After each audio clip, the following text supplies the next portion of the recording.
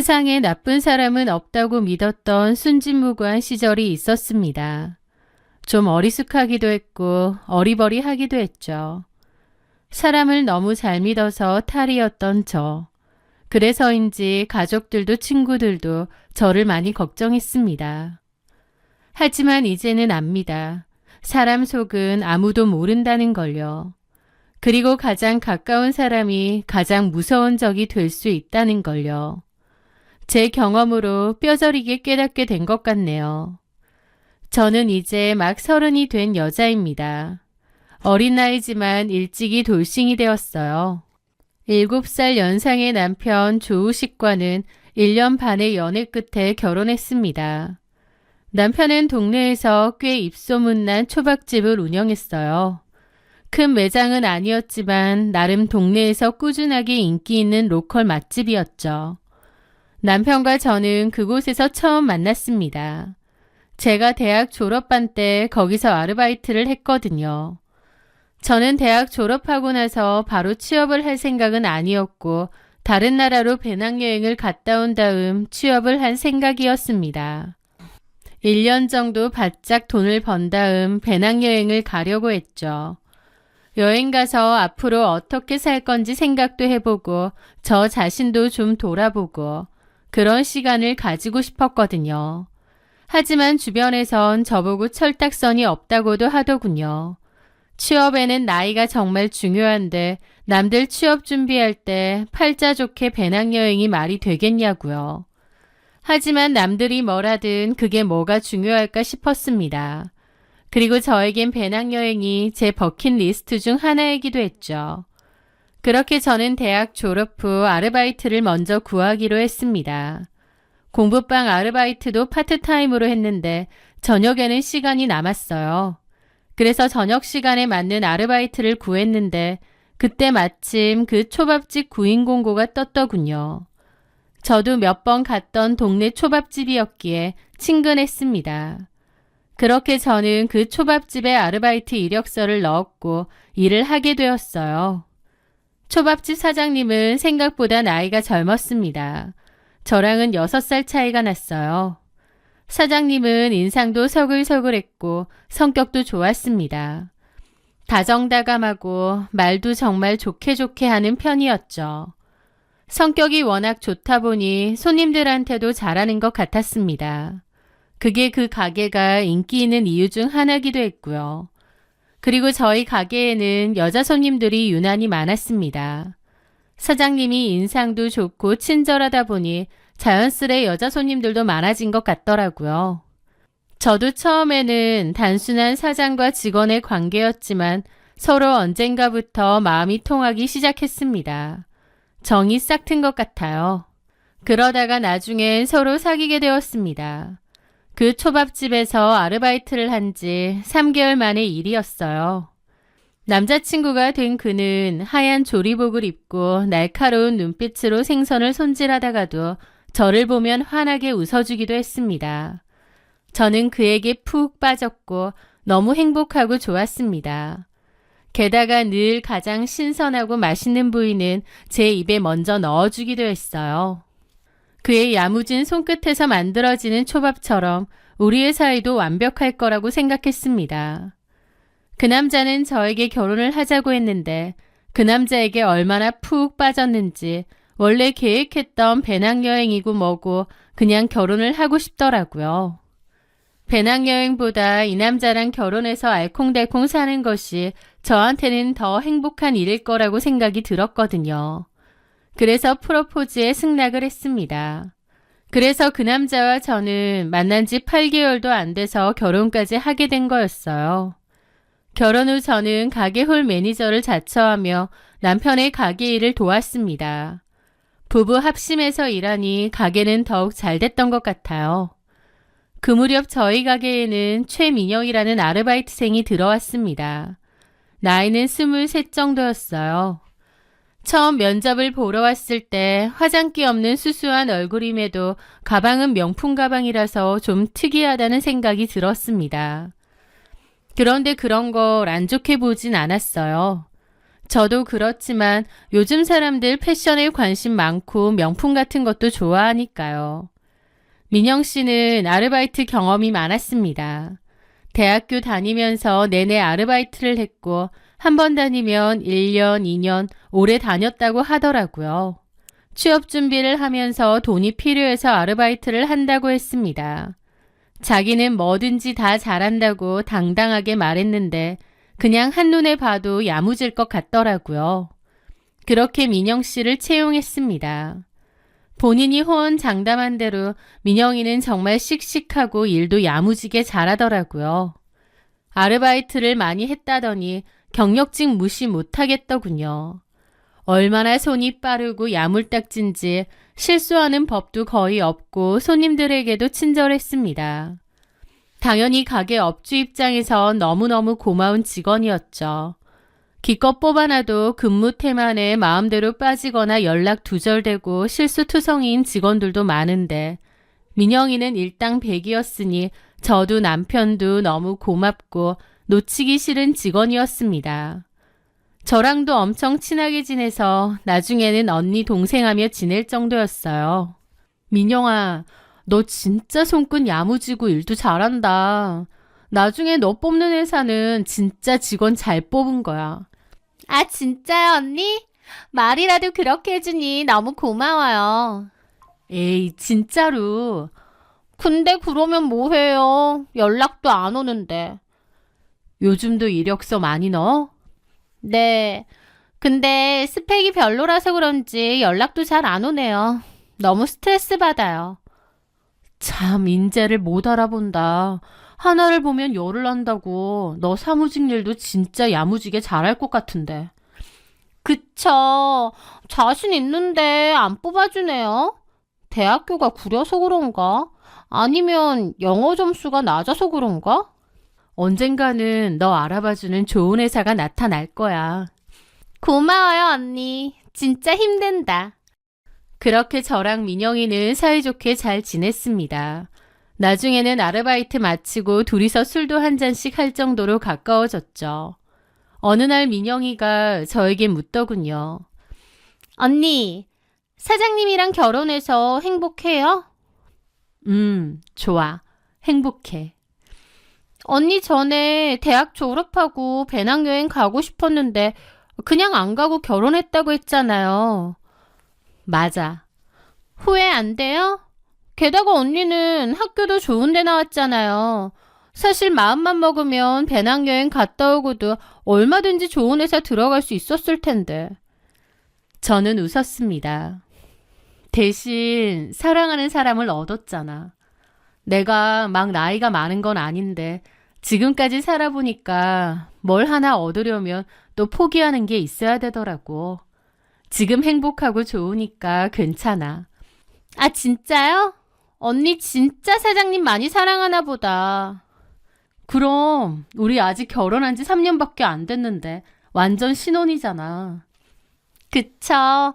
그리고 사장님도 언니 엄청 좋아하시는 게 보여요. 그래? 저는 민영이가 꼭 친동생처럼 느껴지더라고요. 저는 외동딸이라 형제가 없었는데 동생이 있다면 이런 느낌이겠구나 싶기도 했습니다. 사장 아내와 알바생으로 만났지만 사적으로도 얼마든지 이 관계를 유지해 나가고 싶었죠. 가만 보니 민영이는 유난히 명품을 좋아하더라고요. 그래서 저는 처음에 민영이네 집이 꽤 부자인 줄 알았습니다. 아직 나이도 어린데 저 비싼 명품 가방들을 어떻게 다 사겠나요? 그런데 물어보니 이런 걸 너무 좋아해서 아르바이트해서 다 산 거라고 하더라고요. 어머, 진짜? 네, 엄청 좋아해서 알바비 모아서 사요. 그리고 약간 재테크 개념이기도 하고요. 이런 가방들 나중에 더 비싸지잖아요. 나중에 보니 민영이는 돈에 대한 컴플렉스가 좀 있더라고요. 민영이네 집안 형편은 평범한 편이었는데 학교 친구들 중에서 부자인 친구들이 많았대요. 주변 친구들은 다 비싼 브랜드, 명품 이런 걸 들고 다녔다 보니 자기도 모르게 컴플렉스가 생겼다고 했습니다. 그래서 아르바이트로 하나씩 모으기 시작했다고 했고요.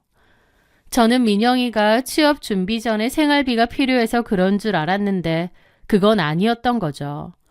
하지만 그런 건 아무래도 상관없었습니다. 사람마다 가치관이 다 다른 건데 아르바이트 힘들게 해서 몇 달 모은 돈으로 가방 사고 화장품 산다고 제가 그걸 비난할 이유도 자격도 없죠. 어쨌든 민영이는 돈을 굉장히 좋아하고 돈돈거리는 부분도 좀 있었습니다. 저는 오히려 그런 부분들이 더 야물딱져 보이기도 했죠. 어쨌든 저와 민영이는 굉장히 가깝고 친하게 잘 지냈습니다. 꼭 오래되어야 좋은 친구가 아니듯이 민영이와 제 사이는 1년 남짓밖에 안 되었지만 굉장히 가깝고도 허물이 없었죠. 민영이도 자신의 고민이나 힘든 점을 스스럼 없이 저에게 털어놓았고 저 역시도 마찬가지였고요. 그렇게 지내다가 저는 임신을 하게 되었습니다. 결혼 3년 만에 생긴 아이라 너무 기뻤죠. 하지만 기쁨도 잠시 가게에 출근을 해서 일을 하다가 배가 너무 아픈 겁니다. 급하게 병원을 갔는데 가는 길에 출혈까지 있었고 결국 진행 유산 판정을 받게 되었죠. 3년 만에 찾아온 아이였는데 허무하게 유산이 되고 나니 정신적으로 좀 힘들더라고요. 게다가 제가 임신한 걸 알았을 때 남편이 가게 출근하지 말고 쉬라고 했거든요. 그런데 제가 상관없다고 너무 가만히 있는 것보다 좀 움직여야 좋다고 출근을 고집했던 거였습니다. 병원에서 애초에 아이가 너무 약해서 유산이 될 수밖에 없었다고 엄마의 탓이 아니라고 했지만 그래도 저는 죄책감이 들더라고요.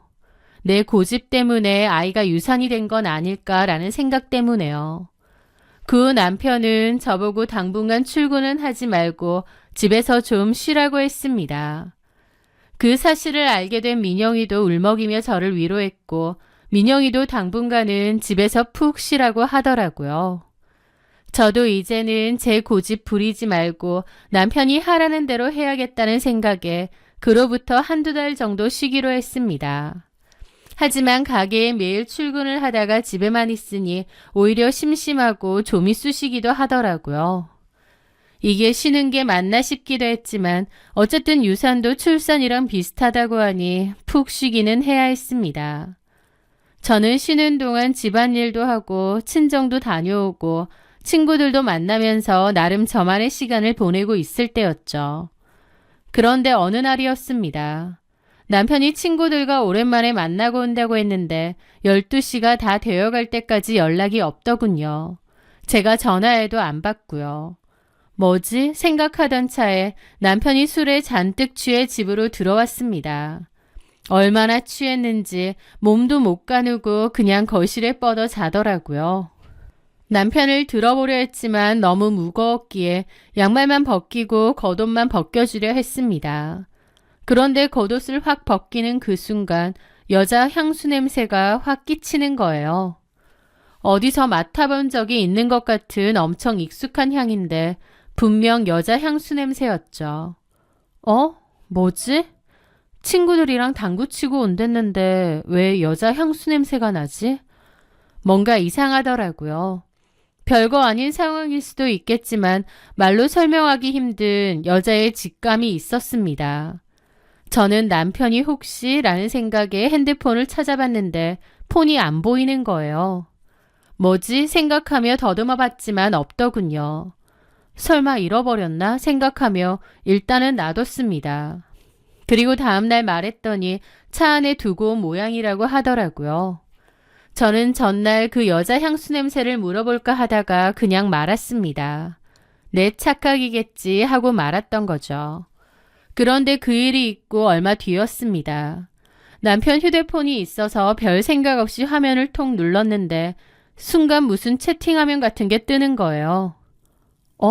이게 뭐지 싶어서 보려는데 남편이 정광석화처럼 달려와 폰을 낚아챘습니다. 그러더니 왜 남의 폰을 만져? 라면서 불같이 화를 내는 거예요. 저는 너무 놀랐죠. 남편은 화를 거의 안 내는 사람이거든요. 그런데 그 순간 엄청 예민하고 날카롭게 반응하는 겁니다.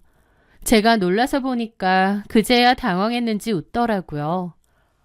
아, 친구랑 톡하고 있는데 아무리 부부래도 사생활이 있잖아. 친구랑 톡했다고?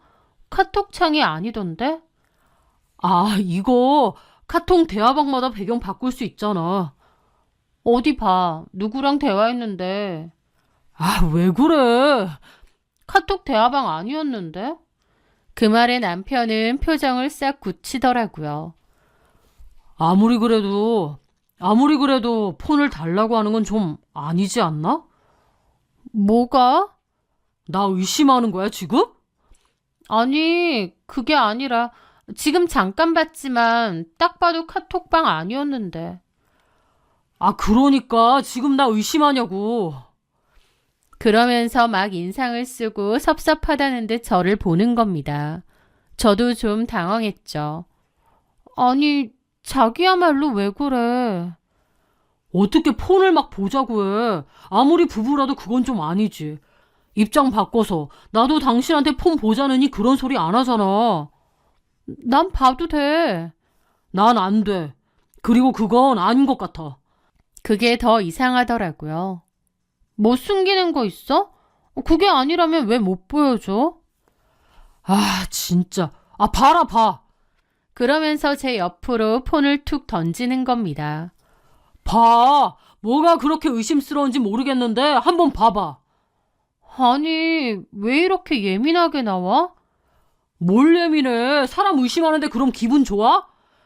의심이 아니라. 아, 그러니까 보라고. 실컷 봐. 그런데 그 상황에서 어떻게 폰을 보겠나요? 막 섭섭해하고 있는데요.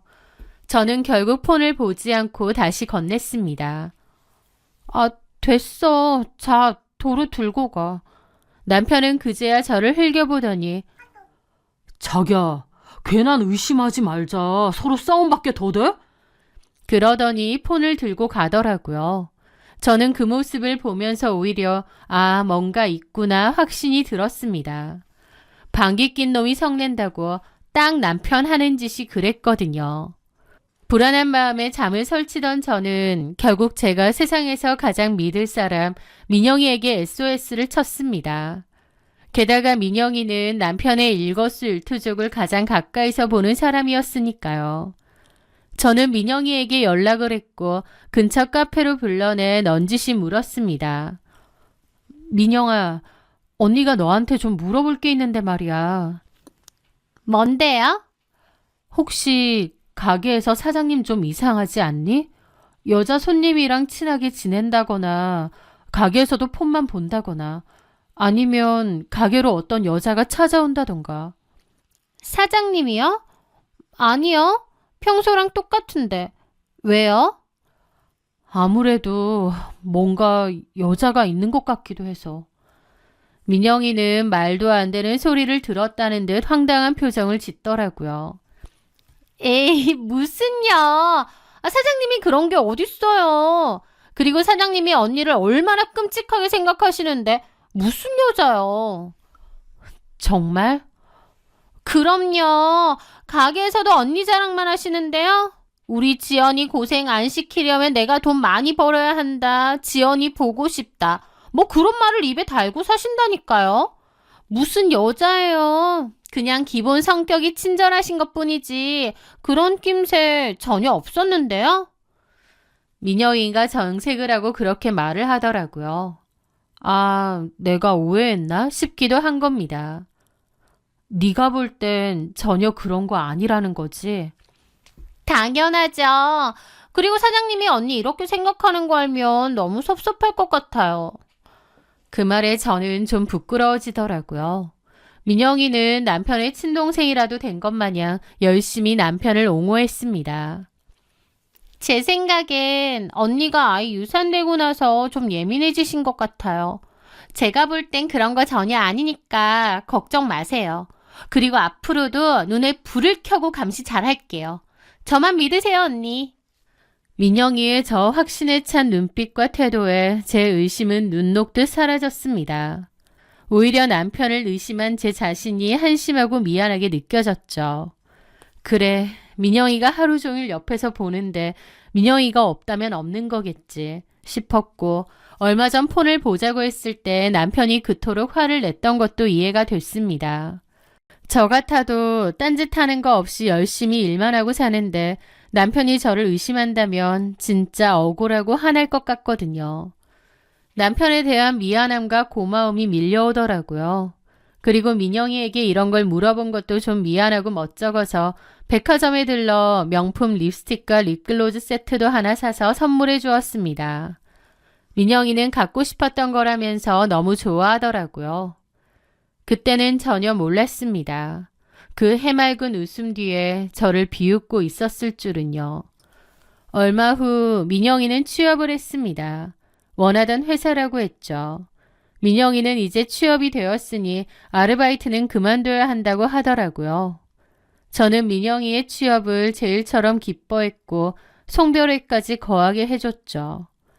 가게를 그만둔 뒤로 민영이는 바쁘다는 핑계로 연락이 뜸해졌지만 사회초년생이라 정신없겠거니 하고 이해했습니다. 근데 그로부터 한 달 뒤 결국 판도라의 상자가 열리고 말았습니다. 새벽 2시가 넘은 시간 남편이 인사불성이 되어 술 냄새를 폴폴 풍기며 들어와 골아떨어진 날이었습니다. 그런데 그날따라 남편의 주머니 속에서 휴대폰이 쉴 새 없이 진동을 울려대고 있었습니다. 뭔가 싶어서 남편 폰을 보게 되었습니다. 비번이 걸려있긴 했지만 남편이 쓰는 비번이라는 게 몇 개 정해져 있었기에 해봤더니 금방 풀리더라고요. 그런데 잠금이 풀린 휴대폰 속 세상은 그야말로 충격과 공포 그 자체였습니다. 바탕화면에 금융이라는 이름으로 위장된 폴더를 열었더니 듣도 보도 못한 랜덤 채팅 어플과 조건 만남 어플이 수십 개가 쏟아져 나오는 거예요. 기함을 하며 메시지함을 열자 형형색색의 프로필 사진을 건 여자들과 나눈 음란한 대화가 가득했습니다. 저는 너무 놀라서 머리가 멍해졌죠. 남편의 두 얼굴을 직접 확인한 순간이었습니다. 그 적나라한 대화들에 구역질이 올라올 정도였죠. 남편과 결혼까지 해서 살고 있었지만 그 대화창 속에서 남편은 제가 아는 사람이 아니더라고요. 너무 낯설고 너무 역겨웠죠. 진짜 이 사람이 바람을 피웠구나. 그것도 이런 어플들을 이용해서 모르는 여자들을 수도 없이 만나왔던 거구나. 저는 손을 벌벌 떨며 카톡 목록도 뒤져보게 되었습니다. 그런데 심장이 멎는 대화방을 발견했죠. 바로 민영이와 남편의 대화방이었습니다. 자기야, 언니가 눈치 못 채게 조심 좀 해. 저번엔 내가 둘러대줬지만 또 걸리면 큰일 나. 네가 잘 둘러대줬다며. 이제 의심 안 할걸? 내가 완전 열연했잖아. 아무것도 모르고 나한테 고맙다면서 립스틱 사주더라. 아, 진짜 순진한 건지 멍청한 건지. 어쨌든 나는 립스틱 받아서 걔 이득. 나중에 오빠 만날 때 바르고 나가서 키스해줄게. 기대해. 참, 그리고 나 가방 하나 사주면 안 돼? 이제 취업도 했는데. 너 가방 많잖아. 아, 하나만 사줘. 직장인에게 걸맞는 걸로. 그럼 내가 더 예뻐해주지. 알았어. 300선에서 하나 찾아봐. 좀 더 써. 요즘 300으로 안 돼. 나도 요즘 짜쳐. 그리고 지연이가 알면 안 돼. 아, 알았어. 내 돈 좀 더 해야겠다. 비싼 가방 들고 다녀야 회사에서도 아, 쟤 돈 많은 집 딸이구나 해서 함부로 안 하지. 머리 좋네. 여튼 가방 사준 기념으로 내가 화끈하게 놀아줄게. 네, 남편은 민영이와도 그렇고 그런 사이였습니다. 하늘이 무너지고 피가 거꾸로 솟았죠. 그것도 모르고 저는 남편의 상간녀인 민영이에게 고민 상담을 했으니까요. 펄쩍 뛰면서 오해다 사장님은 언니밖에 모르는 바보다라며 제 손을 잡고 안심시켰는데 얼마나 제가 바보 같고 멍청해 보였을까요? 저를 철저히 속이고 안심시킨 뒤 둘만의 미래를 즐기고 있었다니. 저를 바보 같은 언니, 눈치 없는 곰이라고 조롱하며 철저히 기만하고 있었습니다. 저는 그 자리에서 짐승 같은 비명을 지르며 오열했습니다. 믿음이 컸던 만큼 배신감은 칼이 되어 제 심장을 난도질하는 기분이었죠. 당장이라도 자고 있는 남편을 깨워 뺨을 갈기고 싶었지만 그랬다가는 증거를 인멸할 시간을 줄 뿐이었습니다. 저는 떨리는 손을 진정시키며 남편의 휴대폰 속에 있는 어플들과 사진 대화 내역, 그리고 최민영과 주고받은 적나라한 영상들까지 모조리 제 휴대폰으로 전송하고 캡처했습니다. 확실한 물증이 확보되자 슬픔은 차가운 분노로 바뀌더군요. 다음날 아침 저는 남편 꼬라지도 보기 싫어서 일찍 집에서 나왔습니다.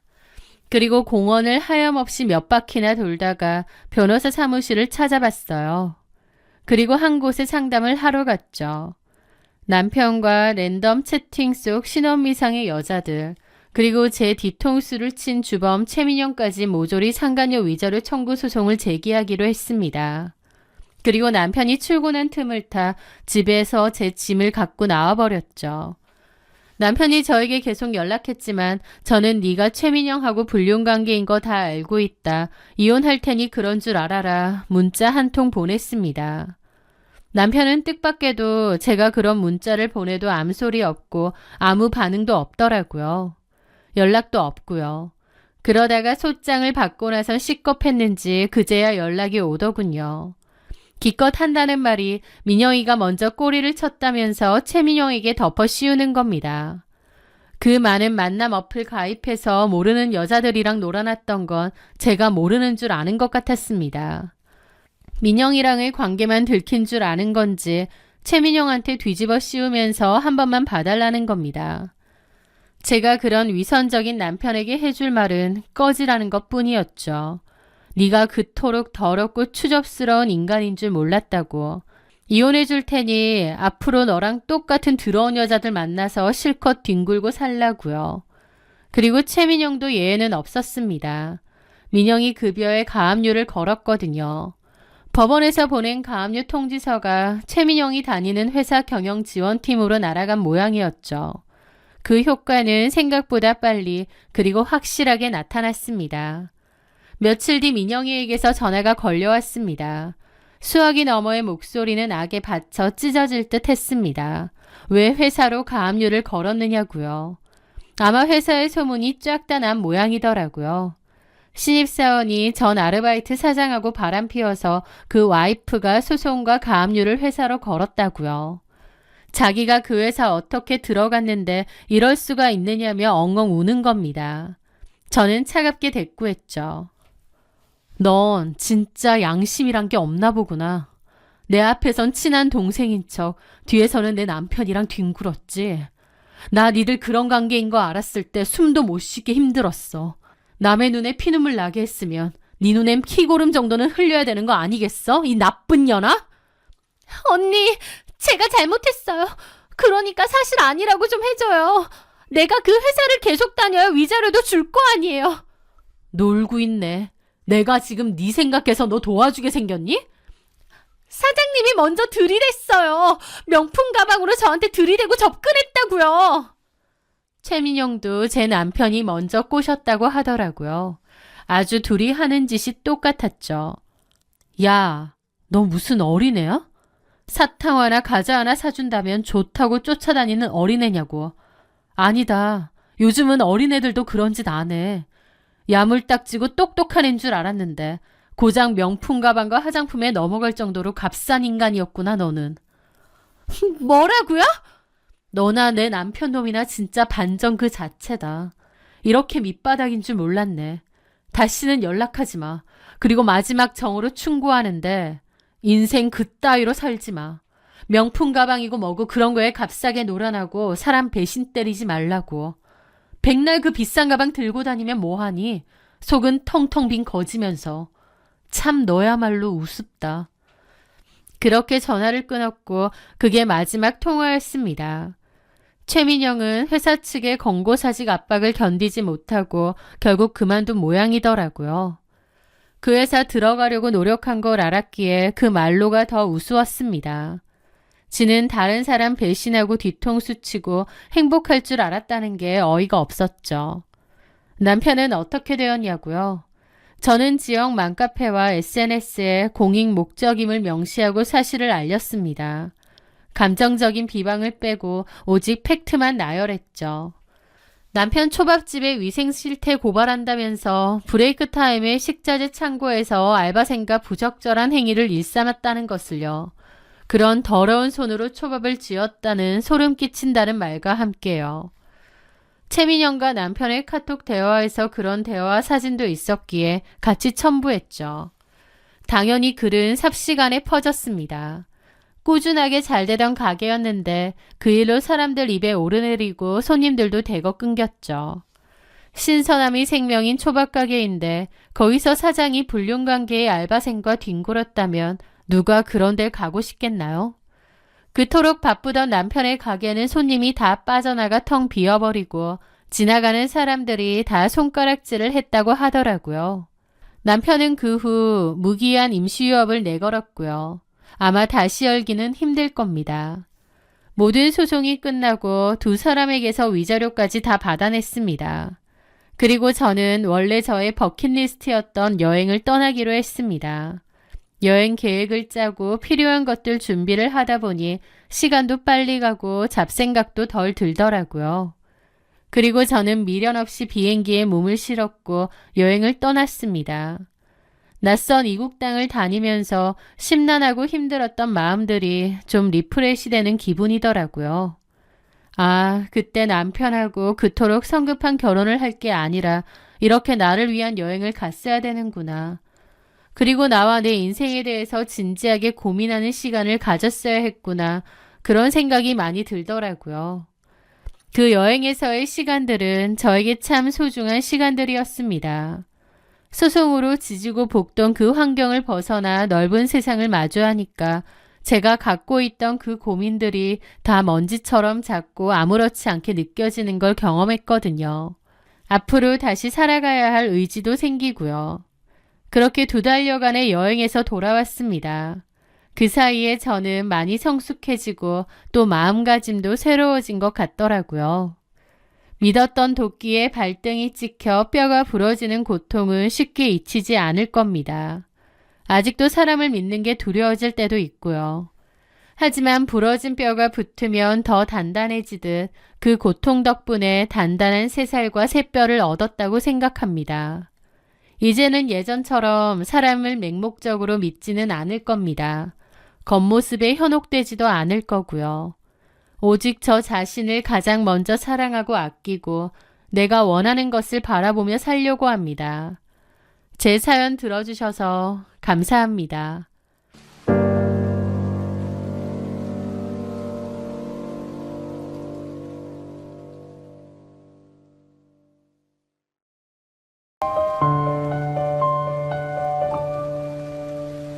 목감기와 코감기 때문에 목소리가 깨끗하지 못한 점 양해 부탁드리며 오늘의 이야기 시작하겠습니다. 안녕하세요. 저는 아들 둘을 키우고 있는 40대 후반의 최선영입니다. 지금은 남편과 주말마다 낚시도 가고 배낭 메고 등산도 다니며 세상 둘도 없는 술친구이자 베프처럼 지내고 있습니다. 겉보기엔 그저 평화롭고 화목해 보이는 중년 부부지만 불과 몇 년 전까지만 해도 저희 부부는 이혼 법정의 문턱까지 갔었습니다. 그 이유는 바로 제 시어머니 때문이었습니다. 결론부터 시원하게 말씀드리자면 저는 그 지독했던 시어머니와의 시월드 전쟁에서 이겼습니다. 그래서 현재는 시어머니와 연락 한 통, 문자 한 줄 주고받지 않고 살고 있어요. 시어머니가 제 삶에서 빠지니 남편과 이혼할 이유도 없고 아주 평화롭고 고요하게 살게 되네요. 제 인생에도 봄날이 온 느낌으로요. 제 속을 까맣게 태우다 못해 하얀 재로 만들어버릴 뻔했던 시어머니와의 전쟁 같은 이야기를 털어놓으려 합니다.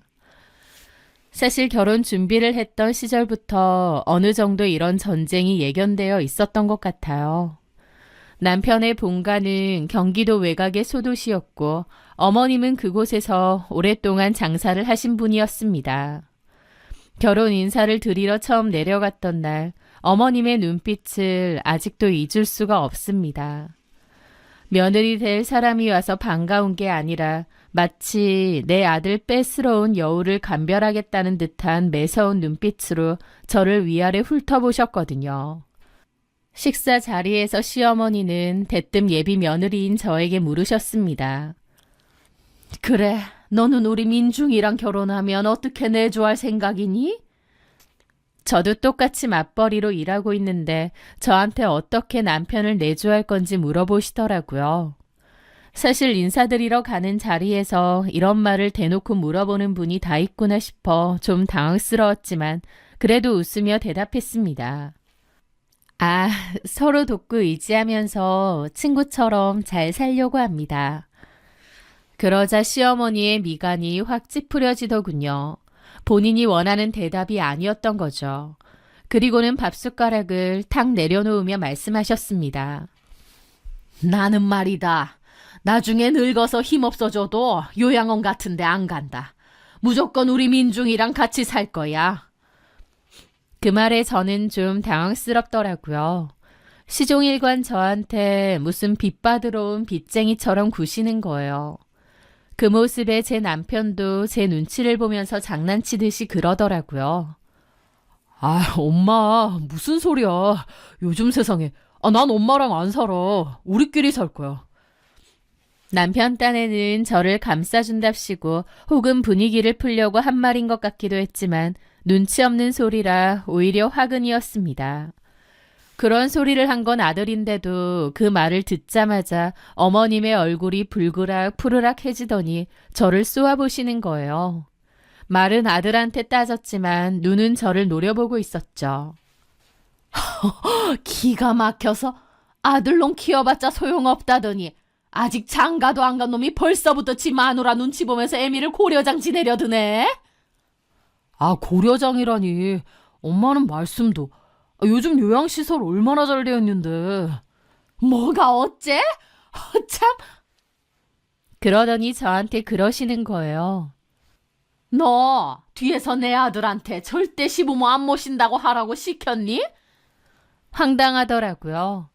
저하고도 처음 보는 날이라서 완전 초면인데 이렇게 말씀하신다고? 말문이 턱 막혔고 분위기는 순식간에 싸해졌습니다. 어쨌든 그렇게 찜찜한 마음으로 첫인사를 마쳤습니다. 돌아오는 길 남편은 저한테 미안해하면서 그러더라고요. 자기야, 엄마가 아까 한 말들 신경 쓰지 마. 엄마가 시골분이라서 좀 말을 저렇게 하시는데 속마음은 따뜻해. 그리고 뭐 아까 나중에 같이 살아야 되느니 그런 것도 신경 쓰지 마. 어머님이 그렇게 말씀하셨는데 어떻게 신경을 안 써. 그리고 어머님이 나 별로 마음에 안 들어 하시는 것 같아. 에이, 아니야. 우리 엄마 말만 저렇게 하는 거라니까. 그리고 우리 엄마 특징이 한 가족 되면 또 얼마나 잘해준다고. 정말? 그럼 그냥 우리 엄마가 아들 장가 보내기 서운해서 하시는 말씀이라고 생각해줘. 남편은 어머님이 서운해서 괜히 그러는 거고 원래는 따뜻한 분이라더군요. 사실 그게 사실이 아니라는 건 저도 어느 정도 속마음에선 알았습니다. 만약 진짜 성정이 따뜻하신 분이면 처음 인사 온 예비 며느리한테 그렇게 하지 않으셨겠죠. 하지만 저도 남편이 좋고 그 결혼이 하고 싶었기에 그냥 모른 척 남편 말을 믿고 현실을 외면했던 것 같습니다. 사실 첫 만남부터 어머님이 그렇게 하시는 거면 저도 이 결혼은 아니구나 생각했어야 되는데 말이죠. 첫인사를 했던 그날의 일은 사실 제 목줄을 서서히 죄어올 끔찍한 예고편이었습니다. 왜냐면 어머님은 결혼 후 저를 진심으로 아들 뺏어간 도둑 취급하셨거든요. 어머님의 기행은 신혼여행에서 돌아온 날부터 시작되었습니다. 어머님이 술에 잔뜩 취해 남편에게 전화를 거셨는데 대뜸 대성통곡을 하셨어요. 아이고 민주가 내가 너를 어떻게 키웠는데 금이야 오기야 키워놨더니 웬 여우 같은 게 홀라당체 가냐? 나는 이제 누구 보고 사냐? 아들 뺏겼다. 아이고, 아이고. 남편도 당황해서 제 눈치를 보며 자리를 피하면서 전화를 받더라고요. 하지만 어찌나 큰 소리로 우시는지 옆에 있던 저한테까지 다 들릴 정도였죠. 그 울음소리에 등골이 오싹해지는 거예요. 어머님은 저를 며느리로 맞은 게 아니라 마치 자신의 남자를 뺏어간 연적으로 생각하시는 것 같았거든요. 그렇게 생각만 할 뿐 아니라 말도 함부로 하셨습니다. 결혼하고서도 한 달 정도 지났을 때였어요. 저는 그맘때 친정에 가게 되었고 친정에서 엄마 밥 먹고 푹 쉬다 오게 되었죠. 얼마나 잘 쉬었는지 며칠 사이에 2kg 정도 쪘더라고요. 그리고 바로 시댁에 가게 되었는데 저를 위아래로 훑어보던 어머님의 눈빛이 예사롭지 않은 거예요. 그러더니 대뜸 독서를 날리시더군요. 아니, 너는 결혼한 지 얼마 됐다고 벌써 그렇게 살이 찌냐? 아, 최근에 좀 잘 먹어서. 아휴, 여자가 결혼했다고 긴장 풀고 관리 안 하면 남편이 밖으로 놔두는 거야. 네? 저는 잘못 들었나 싶어 되물었는데 어머님은 아랑곳 않고 말하시더라고요. 나중에 우리 민중이 바람나도 탓할 것 없다. 네가 그렇게 푹푹 퍼진 탓인 줄 알아. 결혼한 지 한 달 된 며느리에게 덕담은커녕 아들이 외도해도 네 책임이라고 하다니 기가 막혀서 말이 안 나왔습니다. 옆에서 듣다 못한 남편이 제 어깨를 감싸며 그러더라고요.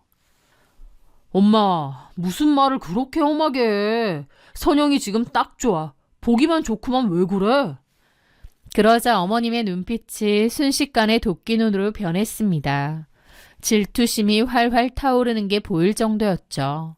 무서울 정도더라고요. 아이고, 아들 키워봤자 소용없다더니 벌써 마누라 치마 보게 쌓여서 애미를 들이받네. 너 벌써부터 저 물건한테 조종당하냐? 아, 엄마도 정말 왜 그래요? 너 그러지 말어. 나 진짜 서운해. 알았어요, 알았어. 엄마한테도 잘할 테니 우리 선영이도 좋게 좀 봐주세요. 그 말에 어머님은 남편을 흘겨봤지만 남편은 천연덕스럽게 어머님을 달래더라고요. 하지만 저는 그 상황이 이해가 안 됐죠. 어머님이 저한테 일방적으로 퍼부었고 오히려 막말을 들은 피해자는 저인데 왜 어머님을 달래줘야 되는 건지. 저도 어머님에 대해 안 좋은 감정이 점차 커지기 시작했던 것 같습니다. 그 후로도 시어머니의 질투와 집착은 상상을 초월했습니다. 명절이 되면 당연히 양가를 번갈아 가야 하건만 시댁 갔다가 이제 친정 좀 가려고 하면 시어머니는 현관문 앞을 가로막고 으름장을 놓기도 했습니다. 출가 외인이 어디 친정을 가냐? 시집 귀신이 됐으면 시댁에 뼈를 묻어야지. 친정 가지 마라. 아, 엄마, 무슨 말도 안 되는 소리예요. 나오세요. 아, 안 된다니까. 진짜 어이가 없더라고요. 하지만 그나마도 어머님의 저런 행패들을 참을 만했던 건 남편이 철저히 제 편에 서 있었다는 겁니다. 남편은 적당히 유들유들하게 어머님을 구슬리며 그 상황들을 모면하더라고요. 저도 어머님의 저런 태도에 질렸지만 그나마 남편이 중간 역할을 잘 해줬다고 생각해요. 하지만 첫째를 낳았을 때는 정말이지 치가 떨렸습니다. 당시 저희가 대출금 갚느라 형편이 빠듯해서 비싼 산후조리원 대신 친정엄마가 몸조리를 해주기로 했어요. 산후조리원 가면 몇백은 기본인데 엄마가 차라리 직접 해줄 테니 그 돈은 아끼라고 그러신 거죠. 너무 감사한 일이었습니다. 그런데 그 소식을 듣자마자 시어머니가 전화를 걸어 고래고래 소리를 지르시는 겁니다. 뭐? 사돈댁으로 가서 지낸다고? 아, 내 손자를 왜 사돈댁에 데리고 가냐? 나도 손자 보고 싶은데. 하면서 또 말도 안 되는 억지를 부리시는 거예요. 저도 너무 짜증나서 그랬죠. 저 산후조리하러 가는 거거든요. 그럼 어머님이 조리해 주실래요? 라고 물으니 그건 또 싫으신지 내가 늙어서 힘든데 며느리 시중까지 들어야겠냐? 며 발을 빼시더군요. 그래서 제가 그랬죠. 그럼 저 산후조리원 갈게요. 친정 안 가고 300만 원 어머님이 내주세요. 뭐라고? 너 나한테 돈 맡겨놨냐? 어디서 돈을 달라 말아야? 어머님이 친정 가서 산후조리하지 말라면서요. 어머님 말씀대로 산후조리원 갈게요. 제 딴에는 돈 좀 아껴보려고 한 건데 어머님 원하시는 대로 산후조리원으로 가겠다고요. 그러니까 돈 대주세요. 제가 친정 가는 게 싫으면. 너 시애미한테 따박따박 잘 따진다. 어른한테 그렇게 따지라고 어디서 배워 처먹었어? 어머니, 말씀 함부로 하지 마세요. 저도 처음엔 어머님 폭언에 암소리 못했는데 한 1년 지나니까 속에서 천불이 나서 못 참겠더라고요. 그래서 할 말 다 했더니 며느리가 싸가지 없이 군다고 대뜸 고함 지르더니 전화 끊었습니다. 이런 식으로 말도 안 되는 억지를 부리면서 저한테 행패를 부리시니 저도 스트레스가 너무 심했죠. 결국 친정에서 몸조리를 했는데요. 그렇게 손주 타령하시더니 정작 병원에는 코빼기도 안 비치셨습니다. 손자가 보고 싶다면 난리칠 땐 언제고 그게 참 이상하다 싶었는데 나중에 알고 보니 손자를 사돈한테 뺏겼고 며느리가 싸가지 없이 군다는 억지 논리로 혼자서 삐쳐서 연락까지 끊어버린 거예요. 진짜 왜 저러시나 미치겠더라고요. 하지만 한편으론 차라리 낫기도 했습니다. 차라리 연락 없이 왕래 없이 지내니 너무 좋더라고요. 계속 이렇게 지내고 싶다 싶을 정도로요. 그렇게 1년을 왕래 없이 지내다가 아이 돌잔치 날이 되었습니다. 작은 컨벤션홀을 예약했고 어머님께 오시라고 했더니 안 오신대요. 몇 번 설득해도 기어코 안 오신다고 해서 포기하고 저희끼리 돌잔치를 했는데요. 돌잔치가 시작되자마자 문을 박차고 들어오시더군요. 그것도 아주 화려한 한복까지 입으시고요. 그런데 일부러 그러신 건지 돌잔치에서 저희 아들 보자마자 펑펑 우시는 거예요.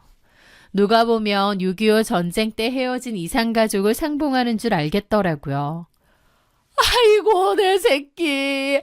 할머니가 널 얼마나 보고 싶었는지 아냐? 독한 애미 만나서 할머니 얼굴도 못 보고 1년 동안 내가 피눈물을 흘리며 살았다. 그러는데 기가 막혔죠. 어머님의 그 행동 때문에 초대돼서 온 분들도 웅성거리고 얼굴이 화끈해졌습니다. 돌잔치를 망치려고 작정하신 것 같더라고요. 남편이 말려도 안 되고요. 게다가 사정을 잘 모르는 하객들이 수군거리는 소리마저 들리는 겁니다. 저 집 며느리가 시어머니를 못 오게 했나 봐. 독하네. 시어머니가 손자를 1년 만에 봤대. 저를 천하에 싸가지 없는 며느리 만드는 그 가증스러운 연기에 그나마도 남아있던 연민마저 뚝 떨어지더라고요. 그 이후로도 여러 일이 있었는데 진짜 어머님만 생각하면 이혼 생각이 절로 떠올랐지만 남편이 저에게 잘했고 아이도 있고 저도 제 가정이 소중했습니다. 그래서 이혼만은 하지 않고 참았죠. 그렇게 시어머니의 온갖 막말과 질투를 몸으로 때우며 인고의 10년이 흘렀습니다. 맞벌이하며 연년생 아들들을 키우고 집 대출금 갚느라 정말 치열하게 열심히 살았습니다.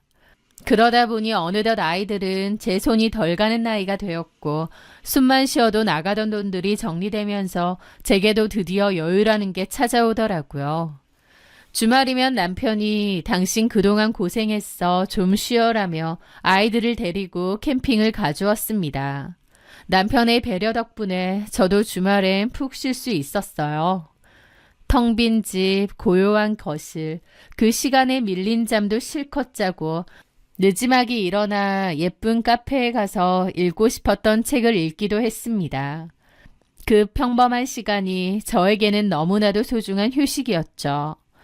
또 때로는 제가 아이들과 어딜 가고 남편이 쉬기도 하고요. 저희 부부간에 합의된 휴식이었고 둘 다 만족했습니다. 그런데 어느 날 카페에서 책을 읽고 있는데 전화가 왔습니다. 어머님은 대뜸 어디냐고 물어보시더라고요. 저는 카페에 있다고 하려다 멈칫했습니다. 왜냐면 남편은 아이를 데리고 놀러 갔는데 제가 카페에 혼자서 있다고 솔직히 말하면 우리 아들도 내내 일하느라 고생하는데 주말까지 개고생하고 애미라는 게 팔자 좋게 혼자서 커피나 처마시고 앉았냐며 비아냥거리실 게 뻔했거든요. 그래서 어머님한테 전화가 오면 그냥 볼일 보러 나왔어요 라던가 마트 장 보러 왔어요 라고 거짓말을 했습니다. 괜히 긁어부스럼 만들고 싶지 않아서 그렇게 한 건데 그 일이 문제가 될 줄 몰랐어요. 남편이 눈치 없이 어머님한테 전화가 왔을 때 그랬나 보더라고요. 아, 선영이 주말에는 좀 쉬라고 했어. 아마 집 앞에 카페 갔을 거야. 그날 저녁 시어머니에게서 불호령이 떨어졌습니다. 평소보다 더 화가 나서 고함 지르시더라고요. 야, 남편은 주말까지 개고생하는데 너는 혼자서 그러고 다니니 좋으냐? 팔자 좋다. 그러면서 거짓말까지 해.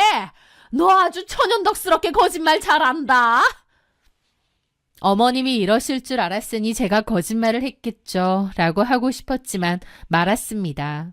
어머님은 완전 흥분 상태여서 대화도 통하지 않았죠. 너 가만히 하는 꼬라지 보니 내 아들 밥도 안 챙기지? 그것도 다 거짓말했지? 거짓말을 아주 눈 하나 깜짝 않고 하는 거 보니까 어떻게 사는지 한눈에 다 보인다. 내가 지금 올라가야겠다. 방 하나 싹 치워놔. 합가할 테니. 어머님, 제가 무슨 평소에 거짓말을 그렇게 했다고 그러세요. 주말에 그렇게 말씀드린 건 죄송해요. 그런데 남편이랑 서로 합의해서 번갈아 쉬는 것뿐이에요. 근데 왜 거짓말했냐고. 어머님이 이러실 게 뻔하니까요. 라는 말은 차마 안 나오더라고요. 봐라. 아주 거짓말이 술술 나오지. 이러니까 내가 너를 못 믿겠다는 거야. 합가하자. 싫습니다. 뭐야? 싫어? 어머님 이런 식으로 툭하면 전화해서 저한테 퍼부으시는데 같이 어떻게 사나요? 저희 가정은 저희가 알아서 할게요. 네가 거짓말이나 쳐하고 너만 쉬고 내 아들은 죽어나는데 뭘 알아서 해? 그거 말고 저 거짓말한 거 없고 아무 문제 없습니다. 저희 가정이고 어머님이 이러실 문제 아니에요. 그렇게 어머님과 제 사이에는 언쟁이 오갔고 저는 절대 합가는 안 된다고 했습니다. 그러자 아침, 점심, 저녁으로 전화를 걸어 사람을 들들 볶았습니다. 제가 분명 합가 안 한다고 했는데도 방 치웠냐, 이사 갈 날 잡았다, 내가 가서 살림 가르쳐야겠다, 언제 데리러 올 거냐 등등 사람을 압박하시는 거예요. 제가 싫다는데도 어머님은 막무가내였습니다.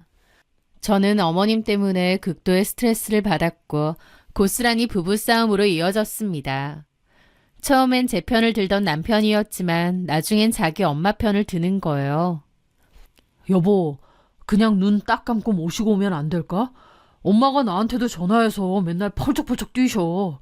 나이도 있으신데 쓰러지실까봐 걱정돼. 당신이 좀 맞춰드리면 안 될까? 믿었던 남편마저 그러자 저는 이성을 잃었습니다. 나 10년을 맞추고 살았어. 당신 엄마 이상한 거 당신이 누구보다 잘 알지 않아? 그런 엄마랑 어떻게 같이 살아? 무슨 말을 그렇게 해. 우리 엄마가 이상하다니. 그럼 며느리한테 저러는 게 정상이야? 그나마 나니까 참고 살았어. 입장 바꿔서 우리 엄마가 당신한테 그렇게 했어봐. 당신 참을 수 있어? 당신 하루도 못 참아, 알아? 근데 이제는 그런 어머님하고 같이 살자고? 내가 미쳤어? 나더러 그냥 확 죽으라는 소리야? 그동안은 어머님이 뭐라고 해도 남편이 든든히 제 편이 되어주었기에 참았는데 자기 엄마 편 들면서 저보고 좀 참아달라는 모습에 저도 배신감이 확 생겼죠. 결국 저희 부부는 서로에게 생채기만 남겼습니다. 싸움이 길어지면서 감정이 너무 상했고 서로 심한 말까지 오갔죠. 결국 지칠 대로 지쳐 이만 끝내자, 이혼하자는 말까지 나오게 되었습니다. 그 와중에도 어머님은 합가하겠다고 으름장을 놓으시기에 저도 그랬죠. 저희 이혼할 거라고. 이제 속 시원하시냐고요. 그랬더니 어머님이 그러시더군요. 이혼? 아주 잘 됐다. 시부모 모시기 싫다는 싹수 노란 며느리 나도 필요 없다. 당장 이혼해라. 내 아들 놔줘. 내 아들이 너 같은 거 먹여 살리느라 고생하는 거 꼴 보기 싫었다. 자기 때문에 이혼한다는데도 저렇게 말하시는 거예요. 정말 제 안에서 팽팽하게 당겨져 있던 무언가가 툭 하고 끊어지는 기분이 들더군요. 더 이상 참을 이유도 예의를 지킬 필요도 없었죠. 저는 차갑게 가라앉은 목소리로 대꾸했습니다. 네, 원하시는 대로 이혼할게요. 대신 유책 사연은 그쪽 집안 어머님과 그이한테 있으니 양육권은 제가 가져갑니다. 재산 분할도 기여도 따져서 확실히 할 거고요. 위자료 청구 소송도 들어갈 겁니다. 제가 양육권 들고 간다는 말에 어머님이 난리를 치시는 거예요. 감히 누구 마음대로 내 귀한 손주들을 데려가. 누구 마음대로. 어머님은 전화기 너머로 악을 쓰더니 급기야 택시를 타고 저희 집까지 쫓아오셨습니다. 현관문을 열자마자 신발도 벗지 않고 거실로 뛰어들어온 어머님은 살기 어린 눈빛으로 저를 노려보더니 제 뺨을 때리려고 손을 번쩍 드시는 거예요. 이제 손찌검까지 하려는 거였죠. 저는 잽싸게 피하고요. 제가 피하니까 더 약이 올랐는지 고함을 지르시더라고요. 못돼 처먹은요. 어디서 감히 시어머니한테 소송? 내가 널 오늘 죽여놓을 거다. 저는 피하지 않고 눈을 똑바로 보며 따졌죠. 네, 어디 한번 쳐보세요. 치시면 폭행죄까지 추가해서 위자료 아니 형사 합의금까지 싹 다 청구할 테니까 원하시는 대로 해드릴게요. 어머님 원하시는 대로 그 금쪽 같은 아들 돌려드릴 테니까 데리고 가셔서 평생 끼고 사세요. 대신 제 아들들은 안 돼요. 어머님 아들만 데리고 가시라고요. 제 목소리는 더 이상 떨리지 않았습니다. 오히려 차갑게 식어 비수처럼 날카로워졌죠. 제 기세에 완전히 눌린 어머님은 부들부들 떨며 입만 벙긋거리더군요. 저는 그 기세로 식탁 위에 소송 자료를 올려놨습니다. 변호사 만나서 소송 준비하고 있는 자료들이었죠. 이거 제가 변호사랑 소송 준비하는 자료예요. 어머님 그동안 저한테 막말 잘도 하셨죠? 제 폰 녹음되거든요. 어머님 막말들 다 녹음되어 있습니다. 법대로 해보시죠. 이제 더 이상 가족도 아니니 제가 예의 있게 해드릴 필요도 없겠죠? 저도 이제 끝장 볼 겁니다. 아시겠어요? 그때 마침 학교에서 큰아들이 돌아왔습니다. 그 광경에 아들도 좀 당황했는데 갑자기 어머님이 마지막 발악이라도 하듯 저희 큰아들 팔을 거칠게 잡아 끌며 소리치는 거예요. 민준아, 너는 우리 집 장손이다. 나랑 살자. 네 엄마 아주 나쁜 사람이야. 할머니랑 아빠 버리고 도망가려고 하는 나쁜 년이라고. 이제부터 할머니랑 살자. 어? 아이에게까지 가스라이팅을 시도하는 그 추악한 모습에 피가 거꾸로 솟는 것 같았습니다. 그런데 제 아들이 그런 할머니의 손을 거칠게 뿌리치며 악을 쓰듯 소리치더라고요. 할머니가 더 나빠요. 저도 다 알아요. 할머니가 엄마한테 무슨 소리 하시는지. 저희 엄마 힘들하고 우는 거 할머니 때문이잖아요. 나 할머니 다시는 보기 싫어요. 우리 집에서 나가요. 나가라고요. 항상 순하고 말이 없던 손자의 서슬퍼런 외침. 그건 어머님에게 그 어떤 말보다 충격적인 한 방이었던 모양이었습니다. 어머님은 마치 망치로 머리를 얻어맞은 사람처럼 그 자리에 주저앉았고 바닥을 치며 펑펑 우시더군요. 그 와중에 제 탓을 하시고요. 저 독한 애미가 애를 다 망쳐놨네. 그 꼴을 더 보고 있다가는 토가 나올 것 같았습니다. 저는 통곡하며 우는 어머님을 내버려 두고 방으로 들어가 짐을 꾸렸습니다. 아이들 짐도요. 그리고 큰아들과 함께 나왔고 가는 길에 둘째 아들도 학원에서 데리고 와서 친정으로 가버렸습니다. 친정엄마는 짐가방을 들고 들어온 저와 손자들을 보며 사색이 되셨지만 제 결심을 듣고는 잘했다 내 딸 고생 많았다며 말없이 안아주셨습니다. 그날 밤 남편이 전화가 왔고 저는 오늘 있었던 일을 다 말해주며 우리는 끝이라고 했습니다. 그리고 며칠 뒤 남편이 친정으로 찾아왔습니다. 꼴은 엉망이었고 눈은 퉁퉁 부어 있었죠. 남편은 제 부모님과 저 앞에 무릎을 꿇고 이마가 바닥에 닿도록 싹싹 빌었습니다. 알고 보니 저한테 얘기를 듣고 나서 남편도 참 생각이 많아졌는데 어머님이 끝까지 제 욕을 하면서 헤어지라고 대신 애들은 데리고 오라고 악을 쓰셨대요. 그 모습에 남편도 완전 질려버렸고 아들 이혼시키는 게 어머니 목적이냐고 도대체 왜 이러는 거냐고 고함을 질렀다더군요. 아들 이혼시키면 속이 시원하겠어? 엄마가 연하던 게 이거야? 나 처자식 없이 혼자 늙어 고독사하는 거? 그동안 그렇게 선영이 괴롭혔으면 됐지. 도대체 왜 이러시냐고요. 나도 엄마 편 들어보려고 했는데 도저히 이해가 안 돼요. 나도 더 이상은 안 되겠어. 이제 엄마 아들 안 하고 싶어. 나 그냥 이혼하고 확 죽어버릴래. 그래야 다 끝날 것 같아. 아들이 죽어버리겠다며 날뛰자 어머님은 충격을 받아 실신 직전까지 가셨고 한바탕 난리가 났었다고 합니다. 그렇게 남편은 어머님 대신 저와 아이들을 선택했습니다. 그리고 어머님은 아들까지 잃어버릴까봐 겁에 질리셨는지 저에게 전화해서 그러시더라고요. 우리 민중이랑 이혼만은 하지 말아다오. 내가 다시는 너희 집에 안 가마. 전화도 안 할게. 그러니까 이혼 말고 그냥 사라져라. 저한테 정말 미안해서 하시는 진심 어린 사과가 아니라 아들을 잃을까봐 겁에 질린 비굴함에 가까웠습니다. 하지만 저는 그 비굴함조차 냉정하게 받아쳤습니다. 어머님, 그 약속 반드시 지키세요. 말로만 하지 마시고 각서도 쓰시고요. 다시는 저와 아이들에게 연락하지 마세요. 명절, 생신, 제사? 저 안 챙길 겁니다. 어머님 얼굴 평생 안 보고 싶어요. 그렇게 할 수 있다면 이혼은 안 하겠습니다. 그래, 알았다. 네가 하라는 대로 하마. 그렇게 저는 남편과 이혼의 문턱에서 돌아왔습니다. 그리고 그날 이후로 4년이 지난 지금까지도 어머님과는 전화 한 통 하지 않고 지내고 있어요. 제 인생에서 10월드라는 단어는 완전히 삭제된 거죠. 명절에도 저는 친정에 가서 푹 쉬거나 우리끼리 여행을 갑니다.